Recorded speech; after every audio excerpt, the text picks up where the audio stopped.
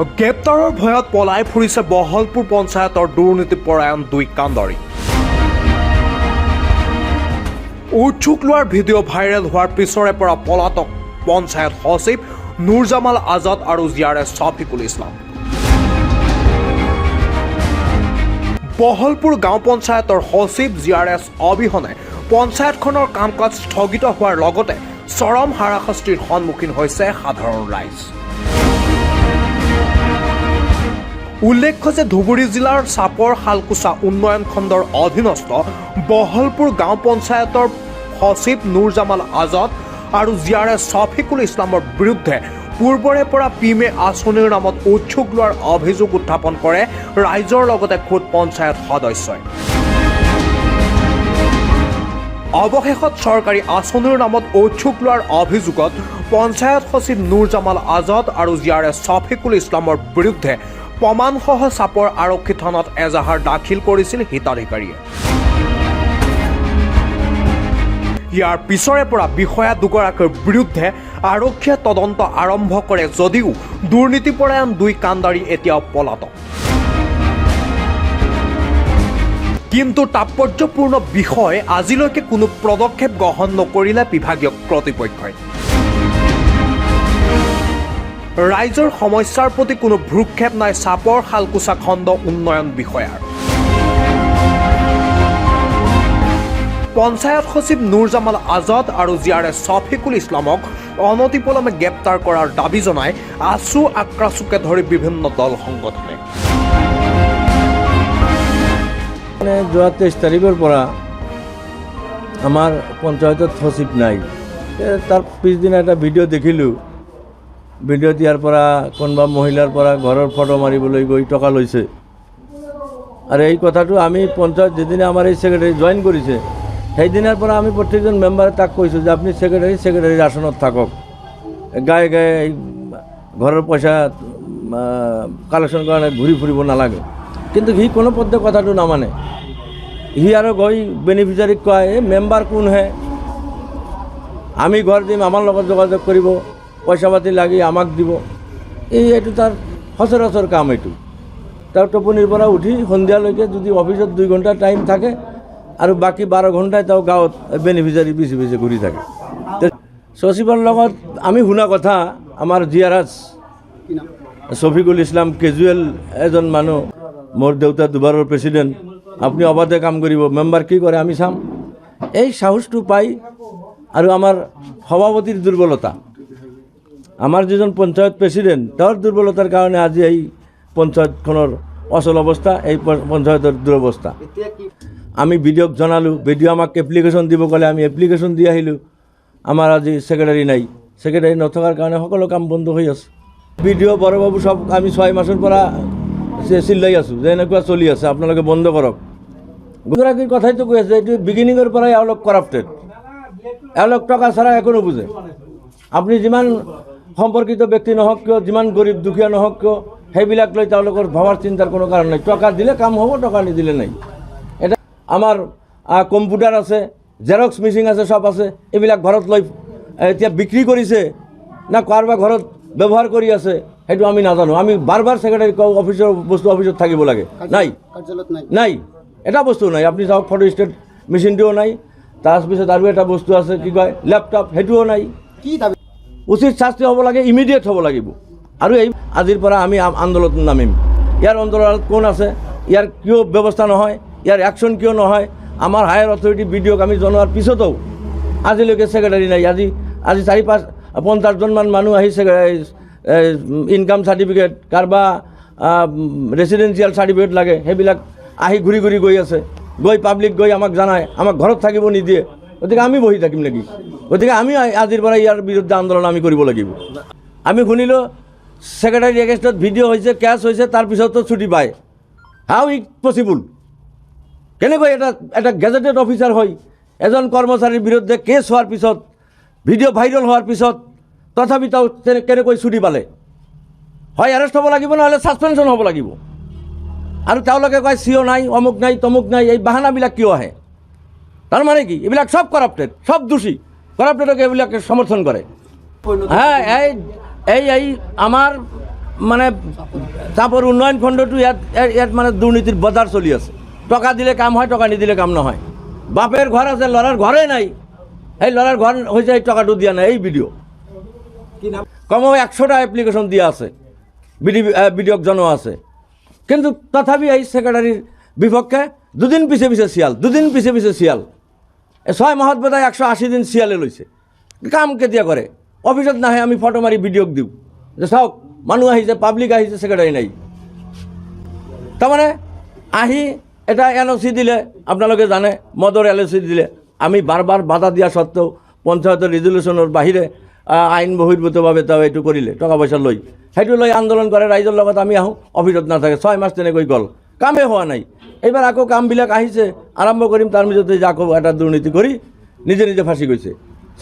চাওক, আপোনালোকে এই ভিডিঅ' ভাইৰেল হৈছে যিটো বহলপুৰ গাঁও পঞ্চায়তৰ সচিবৰ, আপোনালোকে সকলোৱে পাইছে, ইতিমধ্যে বাতৰিতো প্ৰচাৰ হৈছে।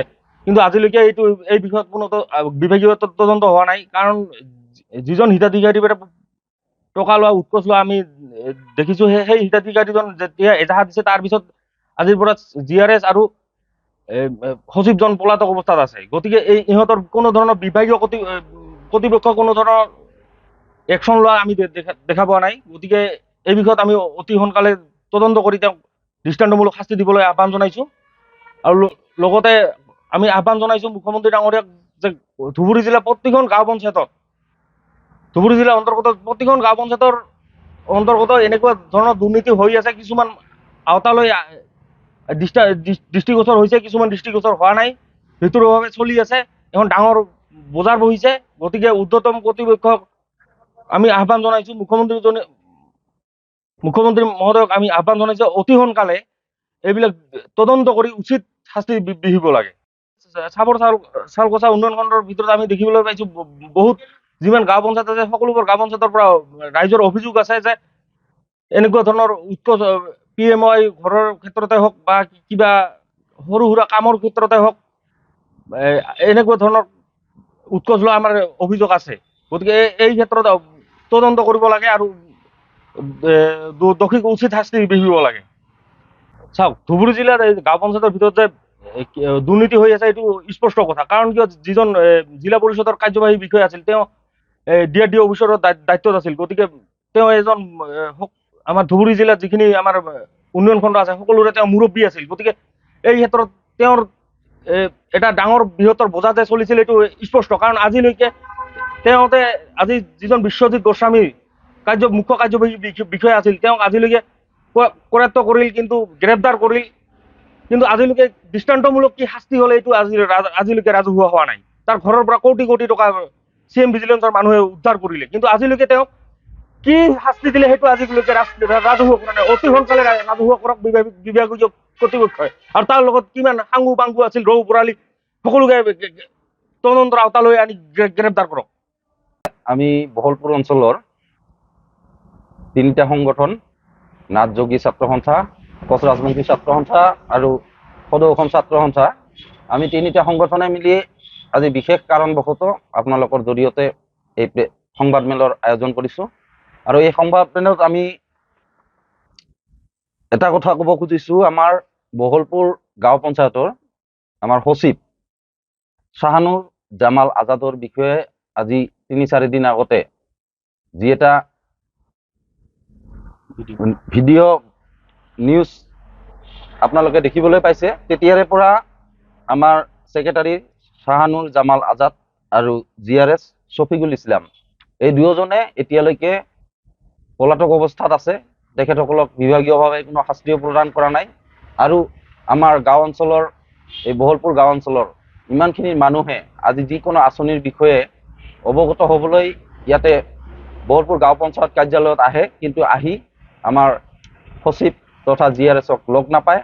গতিকে আমি যোৱা বহুত দিনৰ পৰাই, আজি 2022 চনৰ জুন মাহৰ পৰাই আমি সচিবৰ বিষয়ে আমি BDO, DC, chief executive officer, তেখেতসকলক আমি বহুবাৰ আমি স্মাৰক পত্ৰ প্ৰদান কৰিছিলোঁ তেখেতৰ গাফিলতিৰ বিষয়ে। তেখেতে কি প্ৰতিটো আঁচনিতে যে ধন সংগ্ৰহ লয়, দুৰ্ভগীয়া ৰাইজৰ পৰা যে প্ৰতিটো আঁচনিৰ বাবদ কিছুমান টকা লৈ তেখেতসকলে মানে কাম দিয়ে, এইখিনি লৈ আমি বহুবাৰ মানে বিভাগীয় কৰ্তৃপক্ষৰ ওচৰত আমি দাবী উত্থাপন কৰিছিলোঁ, তেখেতক ট্ৰেন্সফাৰ কৰক নাইবা তেখেতক নিলম্বিত কৰক। তেনেধৰণে আমি কৰিছিলোঁ, কিন্তু এতিয়ালৈকে হোৱা নাই আৰু যোৱা কেইদিনমানৰ পৰা তেখেতসকল পলাতক হৈ আছে। গতিকে এই চেগতে আমি আমাৰ ধুবুৰী জিলাৰ মাননীয় উপায়ুক্ত মহোদয়ক আমি সজোৰে প্ৰাৰ্থনা জনাইছোঁ, এই গাঁওখনৰ উন্নয়নৰ হেতু নাইবা বহলপুৰ গাঁও পঞ্চায়তৰ অন্তৰ্গত সমূহ ৰাইজৰ হকে চিন্তা কৰি এই বহলপুৰ গাঁও পঞ্চায়তত এজন ভাল সচিব, উপযুক্ত সচিব আমাক প্ৰদান কৰি লগতে যিখিনি আমাৰ হ'বলগীয়া আঁচনিৰ কাম বাকী আছে সেইখিনি আঁচনি ৰূপায়ণ কৰাত আমাক সহায় সহযোগিতা আগবঢ়াওক। আৰু লগতে এই বিষয়ে আমি বহুতবাৰ আমাৰ চাপৰ চালকচা উন্নয়ন খণ্ড উন্নয়ন বিষয়াৰ লগত আলোচনা কৰিছিলোঁ, কিন্তু তেখেতেও আমাক প্ৰত্যেকবাৰে প্ৰতিশ্ৰুতি দি এতিয়ালৈকে প্ৰতিশ্ৰুতি পালন কৰা নাই। গতিকে তেখেতৰ ওপৰতো DC মহোদয়ে তদন্ত আওতালৈ আনিব লাগে, তেখেতকো তদন্ত কৰক। কাৰণ খণ্ড উন্নয়ন বিষয়া আৰু গাঁও পঞ্চায়তৰ সচিবৰ মাজত যে কিবা মিলিভগত আছে সেইটো আমি ভালকে বুজি পাইছোঁ। গতিকে বাৰম্বাৰ আমি মানে স্মাৰকপত্ৰ প্ৰেৰণ কৰাৰ পিছতো তেখেতসকলে কোনো ব্যৱস্থা লোৱা নাই।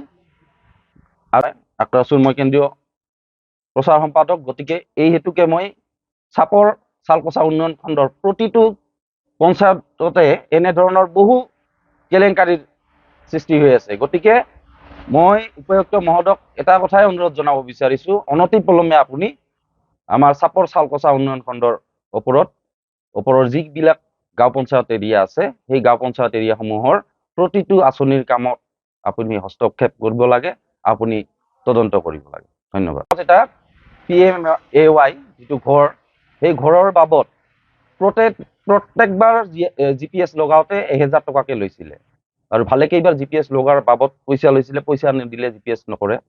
এনেধৰণৰ ব্যৱস্থাৰ কাৰণে শেষত গৈ এই মাইকীগৰাকীয়ে চাপৰ থানাত এখন এজাহাৰ ৰুজু কৰিছিলে। এই এজাহাৰৰ ভিত্তিত এতিয়ালৈকে কোনো তদন্তও হোৱা নাই, কোনো এতিয়াও সেই সচিবজন আৰু লগতে GRS জন দুজনে পলাতক অৱস্থাত আছে। গতিকে সচিব তথা GRS জনক এতিয়ালৈকে গ্ৰেপ্তাৰ কৰিব পৰা নাই, চাপৰ আৰক্ষীৰ এতিয়া বিশেষ বিফলতা। এই চেগতে দাবী উত্থাপন কৰিব বিচাৰিছোঁ, আমি অনতিপলমে এই চৰকাৰী বিষয়াজনক হয় গ্ৰেপ্তাৰ কৰক আৰু লগতে বিভাগীয়ভাৱে গ্ৰেপ্তাৰৰ আগতে বিভাগীয়ভাৱে কিবা এটা ব্যৱস্থা গ্ৰহণ কৰক, হয় নিলম্বন কৰক নহ'লে বৰখাস্ত কৰক। এইটো আমি দাবী জনাইছোঁ। আৰু লগতে ক'ব বিচাৰিছোঁ, চাপৰ চালকচা উন্নয়ন খণ্ড অন্তৰ্গত যিমানবিলাক গাঁও পঞ্চায়ত আছে প্ৰত্যেকটো গাঁও পঞ্চায়ততে এনেকুৱা দুৰ্নীতি চলি আছে। ধুবুৰী জিলা পৰিষদৰ মুখ্য কাৰ্যবাহী বিষয়া বিশ্বজিৎ গোস্বামীৰ ঘৰত আপোনালোকে CM ভিজিলেন্সৰ কিমানবিলাক কোটি টকা তেখেতৰ ঘৰত আজি বিচাৰি পাইছে। এইবিলাক সব উৎকোচৰ টকা হয় আৰু এইবিলাক সব কি চাপৰ চালকচা উন্নয়ন খণ্ডৰে বেছিভাগ টকা। আমি প্ৰত্যেকটো PMAY ঘৰৰ বাবদ যদি 5000 7000কে টকা লয় তেতিয়াহ'লে কিমান টকা হ'ব, তাৰ ভাগিদাৰ এইবিলাক ডাঙৰ ডাঙৰ উচ্চপদস্থ বিষয়াবিলাক ভাগিদাৰ। গতিকে আমি আমাৰ এই যে সুস্থ আৰু নিকা পৰিৱেশৰ সৃষ্টি কৰিব বিচাৰিছে আমাৰ মুখ্যমন্ত্ৰী মহোদয়ে, তেখেতৰ পদক্ষেপক আমি আদৰণি জনাইছোঁ আৰু ইয়াৰ লগতে তেখেতক দাবী উত্থাপন কৰিব বিচাৰিছোঁ, অনতিপলমে এই বিষয়টোত আপুনি হস্তক্ষেপ কৰক। আপুনি বহলপুৰ গাঁও পঞ্চায়তৰ লগতে চাপৰ চালকচা উন্নয়ন খণ্ডৰ আপুনি হস্তক্ষেপ কৰিব লাগে। আপোনাৰ হস্তক্ষেপ আমি বিচাৰিছোঁ, অনতিপলমে আপুনি হস্তক্ষেপ কৰি ইয়াতে তদন্তৰ আওতাত আনিব লাগে। আপোনাৰ CM ভিজিলেন্সক চাপৰ চালকচা উন্নয়ন খণ্ডত পঠাওক, তাতে যে বহু ধৰণৰ দুৰ্নীতি চলি আছে এইটো আজি এই প্ৰেছ মিটৰ যোগেদি আপোনাক জনাব বিচাৰিছোঁ। এই ধৰণৰ বিষয় লৈ আমি জিলা উপায়ুক্ত মহোদয়ক লগতে প্ৰকল্প বিষয়া মহোদয়ক আমি অৱগত কৰিছিলোঁ, কিন্তু প্ৰকল্প বিষয়া মহোদয় নিজে জড়িত আছিল, যাৰ কাৰণেতো তেখেতে কোনো বিহিত ব্যৱস্থা লোৱা নাই।